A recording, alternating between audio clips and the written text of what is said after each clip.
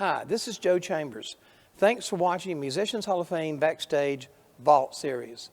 The Vault Series is a series of interviews that we shot starting back in 2004, 2 years before the Musicians Hall of Fame and Museum opened to the public. If you like what you see, please be sure to hit like, subscribe, and the notification bell so you don't miss any of our new content. Thanks for watching. Today's guest is record producer, songwriter, and my mentor, Billy Sherrill. Where were you born? Phil Campbell, Alabama, November 5th, 1936. What was your earliest memory of playing an instrument? I was playing in church when I was about 6. I played for about 4 or 5 years, then I moved. One time I was playing a song while they were taking up collection. I was about 9, I think. And nobody got what I was playing but my father. And after the service, he kind of took me back behind the woodshed because I was playing That's Where My Money Goes to Buy My Baby Clothes real slow. And nobody picked up on it. And so who taught you how to play piano? Nobody, just listening to other people play. So you just eased up to a piano as a kid and started. I mean, where'd you have a piano? Was it in the church? Church. And then we had an old upright, you could buy them for $50 back then, pretty good piano. So we always had a piano around. My mother played, and I watched her play. Oh, okay. So your But mom, she played by ear too, though. But so you knew. So at least you had a pattern to go by to know if you're playing the chords correctly or not, right? Or did you just figure them out? You just figure them out. Just wing it. I saw a show the other day. A guy talking about taking piano lessons is not necessarily a good thing.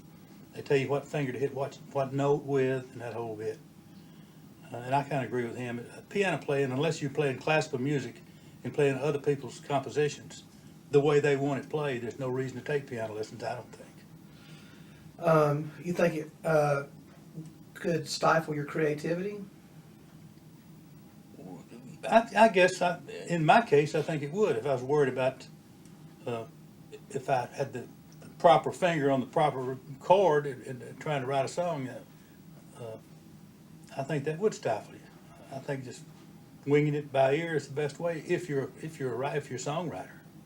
That way you don't give it too much thought. So the first people you ever played for, and I guess you'd say professionally, would have been in your congregation then. Yeah, I wouldn't call that professionally. First crowd I ever played for, yeah. First professional people I ever played for was a bunch of drunks in Fort Campbell, Kentucky. And what was the name of that band? Or was it a band? The Fairlanes. Rick Hall, me, Randy Allen, a couple of other people. And we played at the fort. And how did y'all meet? We all grew up together back in Florence, Alabama. What did Rick play? He played bass guitar. Did you play? I played sax mostly in that band. Now, how did you learn saxophone? I was in a high school band. Really, I never knew that. Yeah. So you had to have had some kind of formal lesson on that then, right? Not really. You go to like these little they call them singing schools, the do re mi fa sol la ti do type, And I never could read music all that well, except I never could read piano music because there's 10 different notes to read all at once. But a sax music, it's just one note, So that came pretty easy. I could read music as long as it was one note, in a simple song. So, but all my professional playing was by ear, Which gave you more pleasure, saxophone or piano, or did it matter? It didn't matter, whichever paid the most at the time. Did you ever play? So you always played saxophone out live then, and Yeah. not keyboard. Right. So, what got you interested in becoming were you a session player first, or an engineer first, or a writer first? Well, we all decided to build a studio in Nashville. So a guy by the name of Bill Cooner put up $10,000 and we rented the old Masonic Lodge building and bought a bunch of equipment, all you could buy back then for $10,000. A couple of Ampex recorders and a few mics. Started doing demo sessions. Back then would have been early 60s. 63, 4. And that just sort of evolved, and like late at night, I'd go in and play all the instruments by myself. And I made a few records, and I leased the records out, and I played all the instruments, so I didn't have to pay anybody. And then Sam Phillips came along and saw the place, liked the building, and bought the studio, and everybody left with me, and I just sort of hung on, and Sam hired me as flunky, mixer, engineering quotes, so I learned that way. I never knew anything. As far as equipment, the only thing I ever figured out was a 6A and 8 tube. I didn't know anything else what they did. I just knew when it came on and came off. If it broke, I'd have to call somebody. I remember Al Gallico saying that he heard you, first thing he heard was a record, I think it might have been Tipsy or something that you did, that you played drums, everything on the record. Yeah. And that's what freaked him out about you. Yeah. So how'd you learn? I guess it's the same answer. You picked up drums by ear, It's all by ear. guitar. Yeah. It's not that hard. It's simple if you think of it. You've got like a 16 track. Back then we had an 8 track. It evolved into 16 now. What, they got 40 track, 100. But you put drums down and put a bass down. If you know the song that you've written or you're gonna play, and then once you got the rhythm down, you can add all kinds of stuff to it. Sax, 2 or 3 saxes, piano, guitar, and all of a sudden you got yourself a little record there. And if it's good enough, you can lease it to somebody for a few dollars, you know. So, what was your first record that made money for you? As a writer, Anything. well, the reason I moved, the real reason I moved to Nashville, I could lay the blame on Bob Beckham, because I was living in Hamilton, Alabama, playing in a little band. I was making about less than $40, $50 a week, and I had written this song called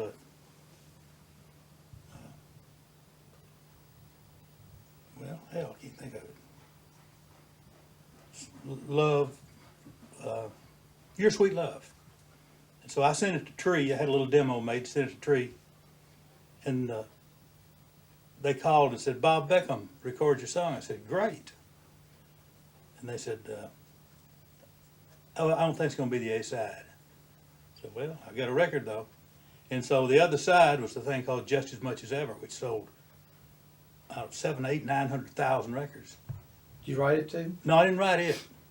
But I picked up my mail there one day in Hamilton, and the only letters I ever got was from my sister or brother or something. All of a sudden there was a check from Tree Music for $4,000. I thought, $4,000, I don't make that in a year. That was because of the mechanical sales on Just As Much As Ever. So thanks to Bob Beckham, I said, Nashville is where I need to be, not here. So we moved to Nashville.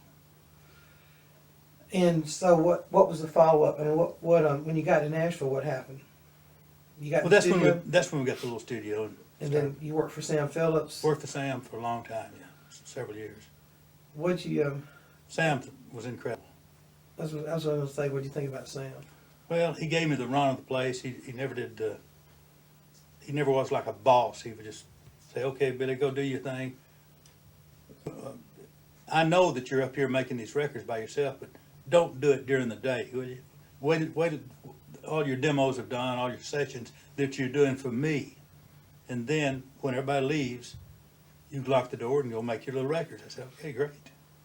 And so we had a great relationship, Sam. There'd never be another Sam Phillips, ever. How did that parlay into Epic? Bob Morgan was the head of A&R for Epic, and he came down and looking for a producer. And so he interviewed a whole bunch of people. I think Jerry Kennedy was working for them at the time, Epic, and he quit and went to Mercury because of Shelby Singleton. And so they had a little opening there. And he'd heard that I'd made a bunch of records, and there wasn't a whole bunch of producers around. And he said, I'd like to interview you for this thing. I said, great. He said, why don't we go down to Alley first, you know, and check things out. So we'd go down to Alley and have a few drinks. This went on for 3 or 4 days. We'd go down to the alley and had a few drinks, sometimes too many. And we never talked about the producer thing, ever. We just talked about songs and having fun and all that. So the fourth day, he came to the office and said, it's time for me to go back. I got to go back to New York. I said, we never did even get around to talking about this producer thing for Epic. He said, oh, here's the key to the office. Here it is. You've got the job. I said, oh, great. So that was easy. So, did you didn't discuss pay with you or anything? You just took the job. I would have paid them. Yeah. Yeah. And so they already had an office here. They had a little office. Jerry Kennedy was in a little building over there on 16th. Was it the same location as it ended up being? No. 34 Music Square. Or? No, that's Columbia now. Yeah. That's up the street a little bit. I moved up there when I went to Columbia Records. After Don Law retired, they wanted somebody up there. They called me and asked me if I'd go up there. And so I was A&R for both Columbia and Epic for quite a while. So, what studio did you use in the beginning? In the beginning, Studio B. The Quonset Hut? The Quonset Hut, yeah. What did that look like when you got there? Was there still an old house out in front of it? Or had they torn it down and There wasn't anything in front of it. it was just a Quonset Hut sitting out there? No, there was a building built all around it. But it was just a little compact studio, really tight. Nobody had to use earphones. Everybody could hear everything was going on. And it was just a fun place to go in there and make hillbilly records. So your office was down the street, but you go up to the Quonset Hut to Right. record. Right. And then they built Then they built offices up there, and I moved into one of those. So where did you meet Tammy? When you entered the little office or the? She came to my office in the little office before I moved in, and I didn't know she'd been sitting there all afternoon. I forgot, and I had been trying.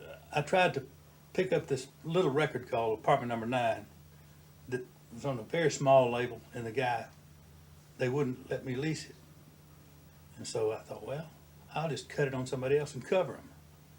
And so, meanwhile, the girl buzzed and said, are you ever going to see this girl in here? I said, oh, send her in. So Tammy comes in, has a little guitar, and she's played me a couple of songs she'd written. And the song she wrote was like terrible, like not terrible, but not very commercial. But her voice was just destroyed me. I said, hey, how long are you going to be in town? She said, well, I can afford the little motel down there for about 3 more nights, and I got to go back home. Was that the Anchor? And yeah, sure it was, Anchor Motel. And I said, look, I'm going to give you this record, and you learn the song, and I said, I'll sign you to a contract, and we'll cut this song tomorrow. She said, you're my last stop. I've been to every record producer in town, and like nobody listened to me. I said, you're being listened to now. And so I gave her this record. And the next day, she came in and said, well, I learned it. I said, well, pick up a couple more songs, and for B-sides, and we'll go in there and cut this Apartment Number 9. And we went to Studio B, and I'll never forget, it was like yesterday. Jerry Kennedy said, Bob Moore, Buddy Harmon, Pig Robbins. And she started, that they learned the song off the record, and then we got her key. And when they kicked it off, and she started off, just follow the stairway. I mean, everything just stopped. They stopped playing, and Jerry Kennedy looked around and said, good God, what a voice.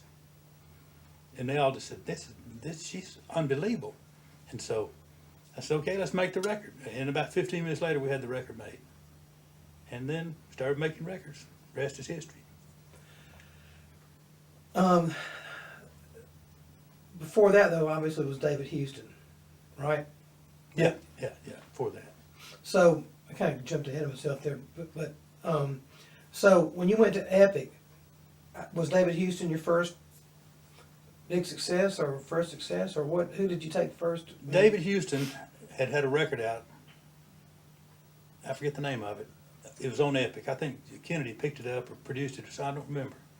But then I inherited David, and we had made a couple of little Mickey Mouse records, nothing to amount to anything.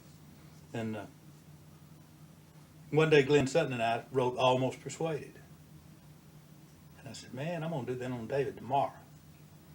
And so he came in and we did it. And so that kicked David off real good. And he had a nice, very long run after that. But that was not originally the A-side, was it? No, it was the B-side. On the A-side was a thing called We Got Love. I don't even remember how it goes, but that's the side they were pushing. And the distributor in Atlanta called and said, I forget who it was, Bob Morgan or Lynn Levy or somebody in New York said, this We Got Love, this David Houston record is a hit. They'd ordered 50,000, which was unheard of. And they came back and ordered another 50,000. And then they called the promotion guys and said, we got to spread this thing. This We Got Love is a smash in Atlanta. And they said, what's We Got Love? The jockeys and the guys said, the David Houston record. He said, oh, no. That's not what we're playing. We're playing a thing with that little crazy piano lick in it. It's called Almost Persuaded. That's what's selling this record. And so that's the story of that. And the story of that song, was it had something to do with a James Bond movie or something? Well, that's where I got the original idea. How'd you know that? There was the end of Almost Persuaded. But I looked into her eyes. He was getting it on with this girl, and right at the very end said, I looked into her eyes and I saw the reflection of my wedding ring. And I remember this James Bond movie before I wrote that idea. He was talking to this girl. This guy's coming up behind him with a gun, and he saw the guy's reflection in this girl's eye of the guy with the gun. He turned around and took care of him. I thought, man, what if a guy was sort of cheating on his wife, and he looked in his girlfriend's eyes and saw the reflection of his wedding band? That ought to shut him off real quick. And that's where that came from. Thank you, 007. Mm-hmm. And now, but you got Charlene and did really, and Sutton's wife at the time. Oh, they laughed at it the next morning. They said, y'all sat up all night and wrote that thing? That's silly. That's the silliest song we've ever heard. And I said, well, that's why you're the wife and we're the songwriter. You mind if I smoke? Go right ahead. Of course I smoke. This is my office. So then, after David, I guess would Tammy be the chronological order there? Or? Yeah, I guess so, David. Then we did duets with David and Tammy. And the others came along. Was Lou Bradley always your engineer? No, Mort Thompson was the first engineer. Then Mort left. And Mort did some great old stuff. And then Charlie Bragg. Yeah. And then Lou Bradley came along and did a whole lot of stuff. And then Snake Reynolds came along, Ron Reynolds. And then the other Billy Sherrill, the spinoff that did the current ones. Not really any current ones going on, but the last ones. You worked with Billy Sherrill, the engineer? I didn't know that. He did the George Jones gospel album. Good producer. And he was Larry Butler's main engineer. Mm-hmm. So when you well, first off, after, I guess the next really big deal was well, you had Tanya Tucker. How did that happen? I met a lady named Dolores Fuller in Las Vegas at the coffee, at the little place, what do you call it, coffee shop. And she said, I've got a girl that's absolutely fantastic called Tanya Tucker. I said, well, everybody's got a girl that's absolutely fantastic, you know. She said, no, she's really good. And Dolores had written a lot of songs for Elvis Presley, movies. So she had some credibility. And I said, well, send me a tape. You know, I can't get into anything here now. So she said, okay, I'll make a couple of tapes and send them to you. And usually you don't just flip out over somebody's voice like I did Tammy that time. You go for songs. You know, if you get a good song, you can pretty well cut it on anybody.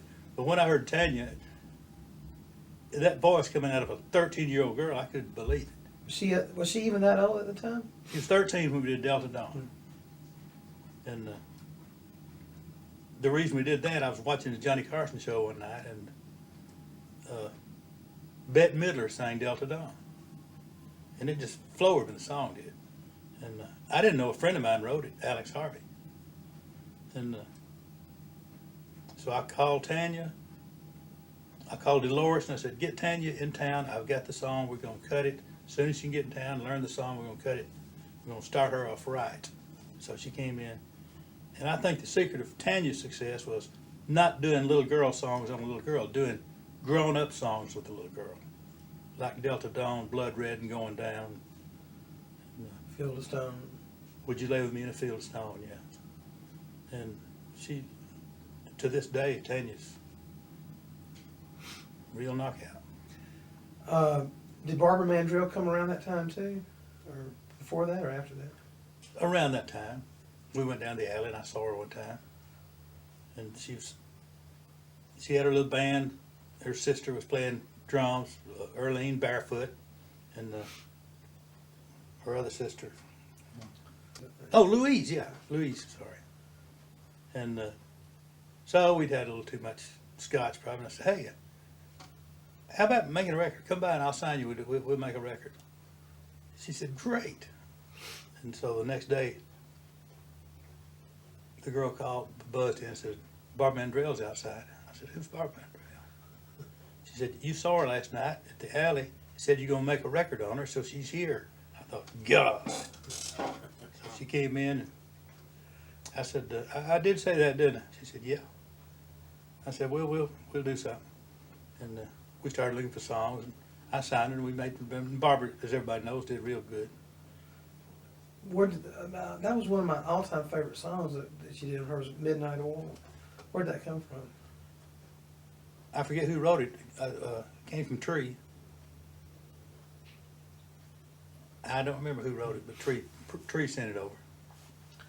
And then, now one night we were in Mario's, and you said that's when you decided, Charlie Rich came walking in one night. Yeah. He'd had one good hit record years before that with Sam Phillips. And then he just sort of faded. And I'd always loved Charlie. And his voice and his bluesy way of singing and all that. So I said, let's make a record. He said, okay. And so we made a few records, and they were kind of mediocre. They were like chart records. And then one day, I heard this Behind Closed Doors. I said, oh, man. So Now, how did you hear that? the writer, Kenny O'Dell, came over and sang it to me. I said, make me a tape of that. So he made a tape. And Charlie was coming in town. And so I played it for Charlie, and he loved it. And so we did it, and that really kicked him off big, and we had a whole bunch of hits after that. And then you wrote or co-wrote with Naro and somebody, The Most Beautiful Girl. Rory Burke, yeah. Rory Burke, yeah. That was real big. That was Charlie's biggest. Well, that was one of those records, I guess, that really put Nashville in another category. Well, it put me in another tax category. And that was another one the label didn't want to release as a single. And his manager, Seymour Rosenberg, we had fun with it. He didn't want to release it. He had a couple of songs in the album. He wanted his song released. And so after Behind Closed Doors hit, Charlie came in and we were going to set up some more sessions, and pull another single out of the album. And so Charlie had been driving over from Memphis in his Chevrolet station wagon all by himself, and we'd make records. This time, he comes with a bodyguard and an entourage and a manager and a whole bunch of people out, filled the whole outer office up. So he came in and with Seymour, and they said, this behind closed doors is phenomenal. It's fantastic. He said, we got to pull another single. And he said, now what I think we should pull out of the album is this thing called Peace on You, written by somebody, published by them, you know, Charlie and Seymour and all that. He said, that's got to be the next single. I said, well, and Charlie was reading Record World or something over there, sitting on the couch. And I said, Seymour? He said, no, we've got to do it. We've got to release this. I said, it's not we, Seymour. It never has been we. You're his manager. I'm his producer. I'll decide what comes out, and the next record is not going to be that. It's going to be The Most Beautiful Girl. Period. And so Charlie put the Record World down and looked at him and said, I told you he'd say that. And so now, once you obviously just not only ring the bell, but just blow it off into outer space, then what do they say when they sheepishly come back in your office again, or did they even bother to come back the next go around? Well, they knew what side of the toast there was buttered on. You know, Uh-huh. They knew their job, and they knew that I knew mine. And if The Most Beautiful Girl had come out and had stiffed, then I would have been wrong. But it came out and went number one and sold millions, so I was right. So they didn't have anything to say. How did when did you start working with Marty Robbins? Oh, kind of late in his career. I'd always admired Marty. And for some reason, he said, I always wanted to record with you. He said, you get kind of a cosmopolitan sound I've been wanting, you know. I said, okay. So we came in, he came in, and we got together, and we got along real well, and made some good records. I was lucky enough, I still don't know why you let me do this, but I was lucky enough to be able to hang out kind of like a dog laying around on the floor, you know, because I was totally, it didn't matter what I did or said, so I guess that's why. But it was in Studio A, and you and Marty and me. What's wrong with that picture? And y'all were talking about, this was like 1980, 81, it was not too long before he died. And y'all were talking about video. Yeah. And you said it's going to take the romance out of the working guy's imagination. Nothing will ever equal what he would have seen in his own mind. He would have seen the bar or the place, the restaurant or the girl or whatever in his own mind. And once you put it on film, he's always going to see somebody else's vision of the song rather than coming up with their own. And Marty said, "Oh, it's going to be the biggest thing that ever happened to the music business." And I always thought about that. I think both of you were right. Yeah. Marty, he's one of those people that was just easy to work with. I hate to use the phrase "work with." He's easy to make records with. He's an incredible fast study, like Tammy. He learned things real good, and he went about it in like a no nonsense way. Once the tape rolled, he knew what he was doing, and he knew that when he did it, he was the best at what he was doing. And he would always sit on the stage and sign autographs to anybody that wanted them. Mm-hmm. So him and Conway both used to do that. That's what I heard. Yeah.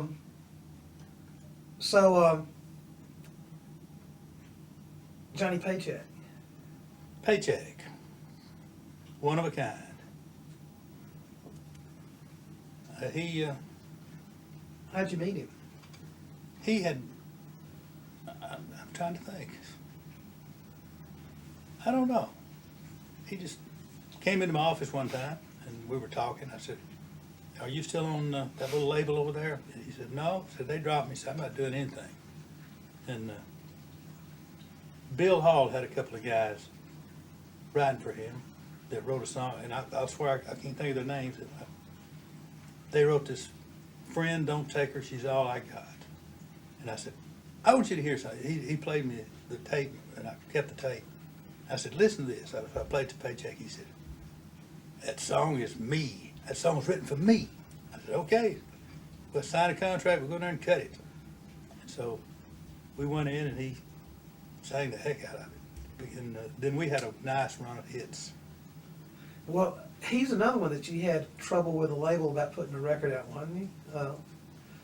Shove It? Oh, then we'll take this job and shove it. Yeah, that was his biggest record. They didn't care for that very much. You know, they thought it was too raunchy for country music. I said, hey, man, you know, it's not too raunchy for country music. And they said, well, you know, we'll stick it out there and see if it grows roots, whatever it did. So it became real big for him. That was, I mean, They made a movie. Yeah. Well, I was living, you know, out of state then, and I remember it was before, you know, you had all the music channels and everything. That was one of those songs that made CBS Evening News, and Yeah. it was just like American Pie. I remember seeing Don McLean or Clean or whatever on there with American Pie, and then here's Paycheck a few years later. That was real strong. If you could end up on one of the major threes for news. Yeah, that's true. I still get a great kick out of hearing my songs or my songs that I produce used apart from their native element. Like I was watching a soap the other day, one of my soap operas, and it's such a thrill. The lady turned around to the guy. They're talking about one of these love triangle things. She said, "Well, I guess she's just going to stand by her man." He said, "Yeah, I think that's what she's going to do." And I thought, well, that's cool. Hillary Clinton. Hillary wrote Tammy and apologized for her little statement. Remember, she caught a lot of grief for that. Yeah, she did.